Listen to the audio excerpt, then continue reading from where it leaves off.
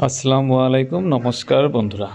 আজকে আমি আপনাদেরকে সহজে বগ এবং মাছ কীভাবে আঁকা যায় সেটা শেখাবো। প্রথমে আমি এরকম করে এস অক্ষর বানিয়ে নিয়েছি। ইংরেজি এস অক্ষর বানিয়ে নেবেন। তারপর এইভাবে লাহে লাহে এইভাবে বগ বানাতে হবে। উপর দিকে নিচের দিকে টেনে এনে দেখেন আমি কিভাবে সহজে বগ বানাই। বগুলি বা আমরা বাংলা ভাষায় বলি বগ। তারপর মাছ কীভাবে সহজে বানানো যায় সেটা শেখাবো। দেখেন খুব সহজেই আমি আঁকার জন্য চেষ্টা করব। মনোযোগ দিয়ে দেখেন, আপনারা শিখতে পারবেন এখন এবং আপনাদের ছেলে মেয়েদেরকে তথা ছোট ছোট বাচ্চাদেরকেও শেখাতে পারবেন এভাবে সহজ উপায়ে। এখানে এখন একটা ইংরাজি 4 বানিয়ে নেন। ইংরেজি 4 অক্ষর বানান, তো বগের পাটা হয়ে যাবে সহজে। ইংরাজি 4 অক্ষর বানান। দেখেন ইংরাজি 4 হয়ে গেছে। ইংরেজি 4 দিয়ে এখন আমি পাওটা বানিয়ে দিব।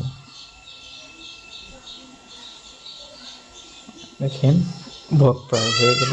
এখন একটু আমি ডিপ করে দিয়ে দিব মার্কার দিয়ে। তারপর এখানে একটু পানির ঢেউর মতো করে দেন সহজ করে। এইভাবে বগ হয়ে গেল। এখন আমি নিচে একটা মাছ কীভাবে আঁকানো যায় মাছ বানাবো।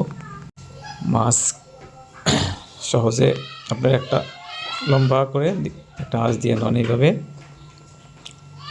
একটা আঁচ দিয়ে নেন। তারপর আমি মার্কার ব্যবহার করব এখানে। এই দিকে উপরের দিকে একটা, ঠিক তার অপোজিটে নিচের দিকে এইভাবে টেনে দেন। তারপর মাছের ফিসাটা এইভাবে বানাইতে হবে।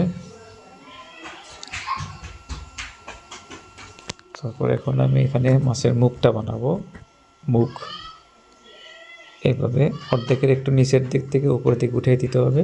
তারপর চোখটা,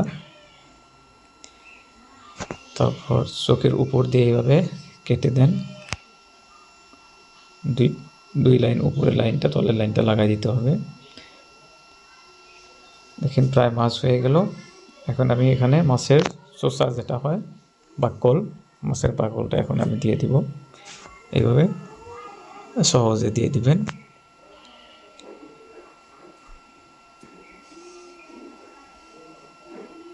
এইভাবে মাছের বাকল বানিয়ে দেন সহজে।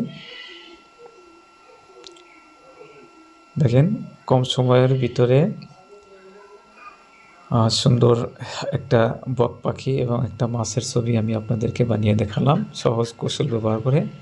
কেমন লাগছে ভিডিওটা আমাদেরকে কমেন্ট করে জানাবেন। যদি ভালো লাগে তাহলে লাইক কমেন্ট শেয়ার অবশ্যই করবেন।